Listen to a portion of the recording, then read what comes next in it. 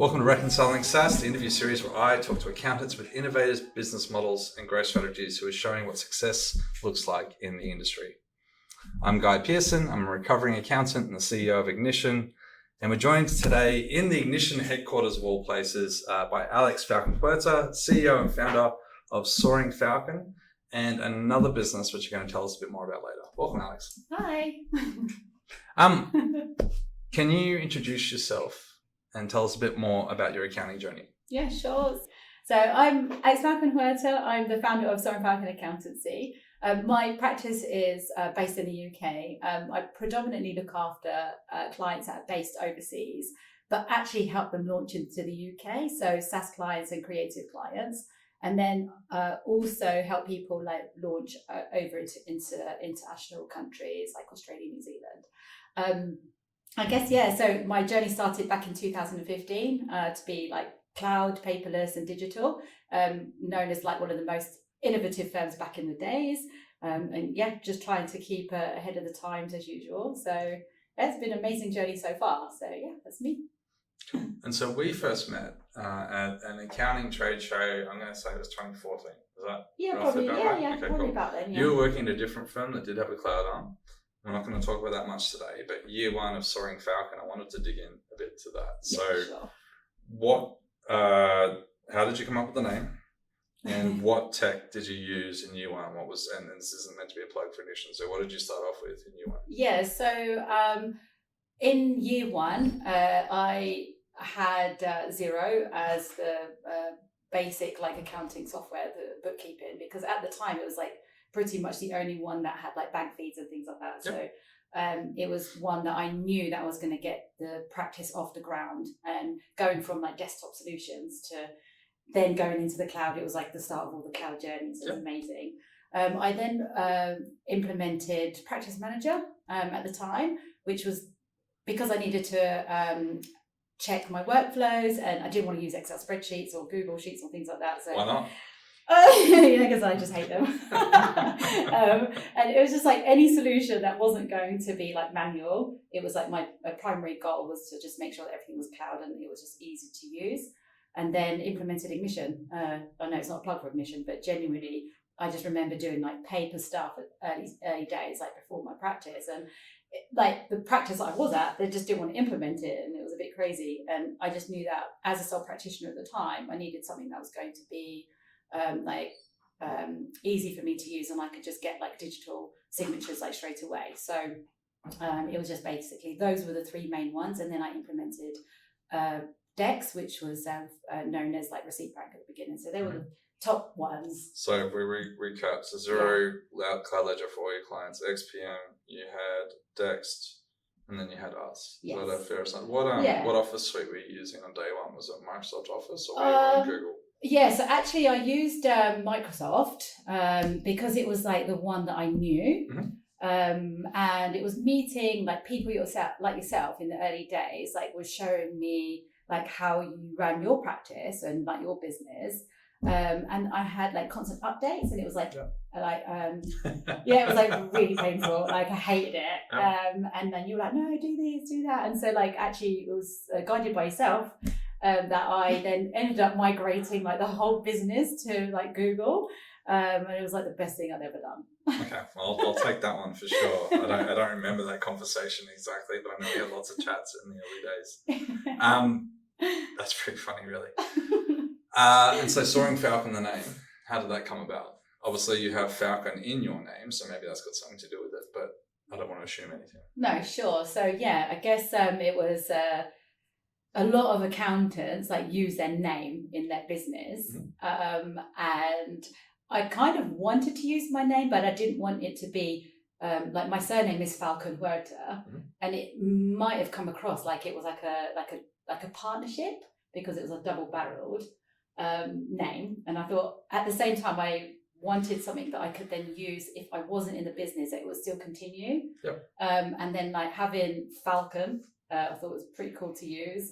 Discussed it with some of my close friends at the time, like chucked in loads of names, and then we're like, yeah, Soaring Falcon, that sounds good. So, pretty much the story. Oh, I remember you telling me a story about wanting to be global and not landlocked as well, which is part of the other sort of side of it, which is the soaring, so flying and Falcon. Pretty much, yeah. Okay, cool. Yeah. So I'm just going off memory at this point. I'm not sure that's exactly a formal conversation. It was probably over a drink at an after party for a cloud accounting conference. So we'll fast forward, so 8 years, 2023. We'll just continue on the tech lens for 1 sec. What's your favorite bit of tech other than Ignition, so we don't go down that path today? So I would say today is implemented Blue Dot, which was they've just changed name. It was Twizo, I think, because it's a global product that they can't essentially say the name globally, so they changed it to the Blue Dot meeting. And that was me moving it from Loom to Blue Dot. Loom or Zoom? Loom. So it's like a equivalent, a competitor to Loom, okay. But it just means that I don't actually need to use Zoom because I just use my Google Meet. Okay, gotcha. And it basically brings in all of like the meeting notes, AI, summarizes action points, and my clients have access like within all like the folders, so I don't need to like constantly like share things and update people, so everybody has access. So yeah, gotcha. That's probably like the best one I've got so far. Cool, great. I mean, I've probably touched on this before, but did you always want to be global? Because you are a UK-based firm, but you deal with clients who are from all over the world. Yeah, so like my main goal and vision was like obviously have personal goals and visions. Yeah. And it was always like to travel. I didn't want to be like tied up at a desk. And so the thing around setting up Soaring Falcon from the early days was I need like products in the business so that I genuinely don't need to go back to and from the office, and I can do everything from my laptop, because basically I did want to travel. And so the first things I did early days was then go to global conferences so I can then meet that international network. So it was like my vision from the beginning, basically. Okay. And so is there a head office today? There's no particular location for the head office other than the fact that I'm a UK company and I need to be resident in the UK to keep my practice certificate. Does that mean you have to spend, 6 months there every year? Like that, okay. Yeah. I'm not sure if I have to spend lawyers, that. Don't watch this. Or government departments, please ignore. So you're there all the time. Got you. Yeah. Dovetailing to the next question. So pretty much everyone in the industry has seen you post from Bali at some point in the last 12, 18, 24 months. Yes. How did that come about? And how did you manage to kind of achieve at least what you posted about, which is the work-life balance piece? And my last bit would be, is that a bit of BS? Like you still work crazy hours, it's just you happen to find time to do the beach and the gym and that thing? Or was it actual work-life balance where you did 8 hours a day and you managed to make all that work? Yeah, so I guess the whole Bali thing came about because just during COVID, obviously, like loads of accountants, like we were all like smashed out with hours, like working 24 hours a day for I don't know how many. I think it dragged on for about 8 months solid. Mm-hmm. We were working crazy hours. I was going through some like personal stuff at the time, so it was even more challenging. And so it got to the point where I had burnout. And I had like sleep paralysis. I didn't even know what that was. I just thought some crazy people were in my house. That later. Yeah, like it was fine. Like it was really crazy, and I never experienced it before. So I was like, right, I need to take some time out. And so I just during the second lockdown of COVID, like I was checking out places where to go, and I think at the time, because obviously travel was restricted. There was like Mexico, Bali, and Dubai. I'd been to the other countries, and I thought, Actually, Bali would be a good place to go. So I booked a ticket for like 10 days to escape. How long did 10 days turn into? Like about 6 months. So like when I arrived, like I joined like these like Facebook groups and met loads of people when I arrived. It's like a whole amazing community out there.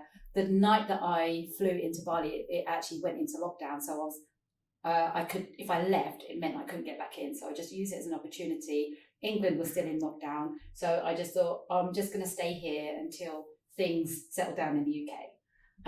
And I had access to the beach. I had access to co-working spaces. So it was amazing. So it's a really good shout for me personally. In terms of the work-life balance, Yeah. I actually found it worked really well for me. Okay. So the time zones were really helpful. Okay. So when it got to 4 or 5 o'clock, it was the UK were just waking up. So I would kind of have this routine where I get up really early, go to the gym 6 or 7, do my workout, and then I might go to the beach, do some surf lessons because I can't surf. Or just do something wild or crazy I've never done before. Okay. And then I would then work on my stuff that I needed to do, like business development or like the other business stuff. And then when the UK woke up, then I had the time with the team and focused on working with those so that I can give them the attention that they needed, basically. Mm-hmm. So we'd have our touch points and things like that. So I think for me, it worked out really well with a balance of work and personal. Yeah, okay. We're going to talk about the other business you started off. Yeah. So before we first met, after I started Interactive or Sender, I went to the US, I'm pretty sure it was 2011, to go to the AICPA conference in Vegas. Mm-hmm. And I went traveling for 2.5 weeks, staying with friends in the US, very much trying to figure out if my phone would break whilst I was away. Yeah. So back then we had Skype. Google Suite, Xero, and all the same stack that you mentioned. Yeah. And we had virtual tax mm-hmm. software. And effectively my clients, I didn't tell any of the clients. So it's been possible for years, mm-hmm. but did you find that the time zone shifts and being sort of not quite 9 to 5 matchup actually helped you create the balance? Is that the difference that you found? Yeah, I think it did help me because I've worked from Europe and it was a couple of hours difference. It only gave me the morning. Yeah. To kind of have that time to myself, but just the bigger difference, and especially being in Bali, mm-hmm. it just meant I had this huge gap before everybody started. And usually in the UK, my focus time or my power hours or are usually the evening time. Right. Okay. So when it got to Bali, align better with how you work. Yeah. Exactly. Yeah. So I would just get things done basically. So it worked out for me personally pretty well. It doesn't match everybody, but. I think everybody just finds their routine and when they work best. Fair. I would say I'm the exact opposite, and the lesson that I learned is people actually don't care what time zone you're in, because I would do the work kind of overnight Aussie time whilst being at this conference in Vegas. Yeah. My clients would wake up in the morning and they would have all the work done and delivered, and they'd be in shock because we would have only had a chat their evening. Yeah. And they're how is this done already? Wow. What voodoo are you doing over there? So yeah, I get it. Interesting there. Why don't we dig into your second business right now? And then, because I feel like that's started on the basis that you want to be global and you like to travel as well, and you like warmer climates. So off camera, Alex likes warmer climates, water, and traveling, right? Basically, and yet she lives in the UK. Go figure that one out. So do you want to tell us about a business that's called Smart Offshore? Smart Offshore. Yeah, so I guess... I basically started off offshoring or outsourcing, kind of both, in the early days. So I tried the Philippines, I tried India, but it kind of wasn't really working for me. Because the beaches weren't good, or because of something else? It was beaches. Edit that one out for sure. And basically, I was trying to find a solution that was going to work well with Soaring Falcon. And just go from experiences, most of us who start up a business, we want to do something bigger and better than the experiences that we've had. Mm-hmm. So I started off Soaring Falcon because I wanted to deliver something that was better than where I was working previously. Mm-hmm. And so I thought, I'll give it a go. So I was in touch with Naja, my co-founder, on Instagram. Randomly, and we'd been in touch. We've been working together for about 6 months, and then we just came up with a crazy idea of why don't we just set up a business? Kind of went like that and give it a go and see how it pans out. So during the pandemic, we then founded Smart Offshore. So it's been running for 2 years, and just basically trying to align the UK and Sri Lanka, and trying to get. Because they have got ACCA over there. so the head office. So do you want to say what ACCA is for folks that may not know? Yeah, so it's Association of Chartered Certified Accountants. So it's the same qualification as myself in the UK. So it's a global accounting qualification. And it just meant that I can recruit people who are ACCA qualified, same qualification as me, same journey as myself in terms of their exams and their skill set. And it meant that when we went through a hiring process, that they already skipped some of the stages that somebody ultimately from other countries who didn't have the qualification, I would understand exactly what their skill set was, basically. Sure. And so it just made sense to have that in the background and then tie that in with partnering with like local business schools and finding talent through that way, taking them for a journey. So it was just like a project that just got bigger, turned into a business. So how many people are at Soaring Falcon and how many people are at Smart Offshore? So in Soaring Falcon, we have around eight people. So they're all around the UK or global? They're global. Okay. So like in various countries and in the UK. Yep. Smart Offshore, there's around 25. Okay. And then we look after like other companies. So in total, there's about 50 people. Okay, great. So yeah. Cool. That's exciting. Yeah. So Bali, Sri Lanka, and the UK. And we'll kick into a bit more travel. So like you were in New Zealand last week. Yeah. You managed to catch sunshine in Wellington, which I must tell you was an absolute feat. For anyone that's a Kiwi or been to New Zealand, Auckland has nice weather. Wellington is amazing on a good day, and it has sadly 7 or 10 days of that a year. So you managed to catch a couple of those. Congrats. Thank you. Why were you over there? I'd been to Wellington before, like Wellington and or New Zealand before on previous conferences, and just from my early days, I just found that being this side of the world, like accountants and practice owners are just more advanced, and so like I learned so much from those journeys, and then implemented what I've learned from this side of the world into my practice into the UK. So it was really advanced. So the Gap are based in New Zealand. They became clients of mine in 2017 from an original conference. Okay. So they invited me over to, I think, the only conference now that's held in Wellington or in New Zealand. So they've become like the biggest accounting conference in New Zealand. Right, yeah. And so it was like a really good opportunity when I saw like the lineup of speakers and like delivering something different and what I would then essentially learn from that conference. And so I headed over.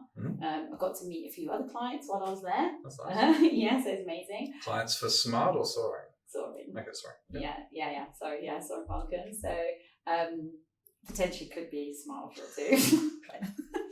Okay. She's plugging without knowing it. And so so it was like going over there to head over to this conference and just see what I can gain from there, and meeting individual practice owners as well and learning from them. So I'm gonna go back up into the tech and sort of talk about obviously one of the elephants in the room at the moment. So we've got AI, which I feel like is the end point of like big data, machine learning, and we now have the compute power to actually develop insights off the back of all those things, right? So it's AI, right? Yeah. And then automation off the back of that. So I know you've put AI into your emails because I've received a few of those. Thank you. But what else have you put AI into? Just everything we do. So that's very, very non-specific. I know. So maybe some more specific. I think like when people talk about AI, people talk about it like it's a new thing. Yep. Because of ChatGPT, which came out like November last year. Sure. And so we've been using AI in the business for like several years. Mm-hmm. So it's like utilizing the tools. What was your first AI tool? My first AI, I would say, was Dialpad. Okay. So Dialpad is like a telephone system. Okay. But they also have like a conferencing system. Yeah. And so like to do videos. And so when we plugged that in the early days, it was like reading the conversation, and it will help people steer the conversation. Gotcha. And it will like send messages to my team to say, you're saying or not really aligned with that. Well, thank goodness we don't have that on the podcast. I'd be screwed. Yeah. Please continue. So like it's a really amazing tool, and obviously it's a telephone system as well. So my clients can like call in and it's recorded and like it's amazing. So that's kind of been in So you place. are listening to everything everybody says, Pretty much, or yeah. reading it. Yeah. Yeah. Okay. Basically, yeah. And then that then I use Zapier, that then sends those conversations or those updates into Slack. Okay. So I get those constantly. Great. And any tool that has AI or is going to help me, so cash flow forecasting tool, which I use a product which has been sold now, so we don't use it anymore. Okay. But they use to future forecast like cash flow. Right. And so again, just using the tools that's going to make our life easier. Okay. So cool. ChatGPT came out. I've used it for like preparing documentation for websites, for content, for like social media, for emails, for pretty much Trying to tell me that wasn't you saying hi? How are you? Pretty much. Perfect. Great. Yeah. Well, hello AI. Sorry about Alex. Cool. And so what do you think the future of our industry, so in accounting, like how do you think that touches accounting and bookkeeping moving forward? I mean, hopefully like it will improve it and just remove anything like mundane or boring or admin. It's going to essentially enhance things that we're just doing manually now. So it just allows us to do more of the fun stuff, advisory and, you know, all the things that people are talking about now. So moving away from compliance to more like doing things where they can earn or generate a higher income. So I have a theory that in our industry, so accounting and bookkeeping, bookkeepers have the biggest opportunity ahead of them because they're closer to the client, to the SMB that speaks to them more often than the accountant does. Yeah, sure. And they're involved in everyday transactions. So if they grab the bull by the horns proverbially, they can automate more of the transaction things that they do, and they can use AI to help them generate draft advice pieces and learn more about the business and sort of build that confidence, but have that time to do so, to deliver amazing advisory for their clients. Do you think that's a fair statement? I think that's a fair statement. And I think nowadays, like I think there's like been a huge push with bookkeepers to do, you know, to kind of come onto the scene and to do more with what they're doing with their practices. And, you know, they're aligning themselves to do similar things to what accountants do, which is amazing. So I think there's always, not always, back in the days, there was a massive gap between bookkeepers and accountants. So I think all of this, there's not anymore. Okay. So I'm just saying before. So like, I think the opportunity for bookkeepers, I think like it's basically enhance what they can achieve. And I think that's amazing because it just takes them to the next level. So then, you know, when it does come to like the financial statements or the accounting, the bookkeepers are able to deliver like on a high level. Great. So 2023 was a big year for you. What does 2024 look like for Soaring Falcon? 2024. So I, for the first time, have not made any plans. Should we be worried, excited, or scared? No, like I think it's amazing. Okay, great. The reason being is like I just want to follow the opportunities that are going to come my way. Okay. Because usually like I've planned things, I've booked things in, I've scheduled things. But say for example, because I've started to do like a lot more tech conferences or founder conferences, and so I'm using this time now to kind of develop what I do next year. Yeah. And so things like I had an email the other day to say like, oh, we've got this like conference in the States for founders. Brilliant. So I'll probably go to things like that. And I just want to use it to broaden my horizon in different industries, not accounting industries. Hence why I didn't really answer the conference one. Well, why don't we get back there now? Top 3. They don't have to be accounting specific. What are your top 3 conferences? Yeah, so I am probably going to attend SaaStock in one of the countries. I just don't know which one yet, so that's open. Looking to attend XeroCon, probably in Nashville, in 2024. And I will probably be attending RecFest, which is recruitment conference, and that's probably going to be in the States. I just don't know which country, actually. So I don't know which state, or you don't know which country? No, I don't know which country because they have Dubai, UK, and they have the States. Right. So at one point I'll attend one of those. Yeah. Now, are any of those your clients as well? Yes. Okay. So maybe a little bit of bias, a little bit of plug. Hello, runners of all of those. Yeah, but it was like amazing. And I learned a lot, like going to the recruitment one for my smart offshore company, like called the AI tools that they use. Amazing. Great. Cool. So Alex, you know that we started Top 50 Women in Accounting. I think we're in our 7th or 8th year. I get confused because we changed our naming convention. So I don't remember which one we're coming up to. It's one or the other. But we've been running that for a number of years. You're one of the early winners, maybe even a repeat winner. You've helped us judge. And so obviously this is a subject that's near and dear to my heart. It's very important here at Ignition. But I also know that, we're not the only place that looks to support women in the industry by any stretch of the imagination. So we were talking before we started recording, and you were telling me about this community you've spun up. So do you want to explain how that came about, what it does, and if people are interested in joining, how to become a part of that? Yeah, sure. I guess it actually did spin off from some of the stuff that you guys do with the women in accounting. Okay. And so even when I was doing the judging and reading some of the stories, there's been so many amazing things that the women are doing and achieving. And so what's happened from there is the community, we're getting to learn and know about what they're doing. And so when I've been traveling to different conferences around the world, I'm getting to meet these amazing women in real life and then having deep conversations. So one of those situations was recently in Singapore. I was at the Accounting and Finance Show. With a few of our friends. A few of the friends, in the industry. And we all got together for dinner. So there's Sarah from Hot Toast and Heather Smith. And having a conversation about women, what things that we're achieving, what things that we're doing. And just certain things that are happening in the industry where we feel that coming together is more powerful, more stronger.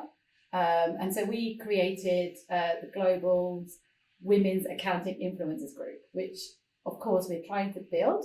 It's a really, really new thing. And it's quite open in terms of how we're going to help other women in the community to get to where they want to be, what they want to achieve, if they want to be on the board of directors, and what sort of support they're going to need. So this group and this community is really about providing that support to each other, a closed space, safe space, that we can have these discussions, and where the conversation already is a couple of weeks old, but the conversations we're having already have been quite powerful. Okay. So we're supporting with social media or pushing things, or we get to go to conferences that we can join together. And then again have conversations about practices and things like that. So great, that sounds awesome.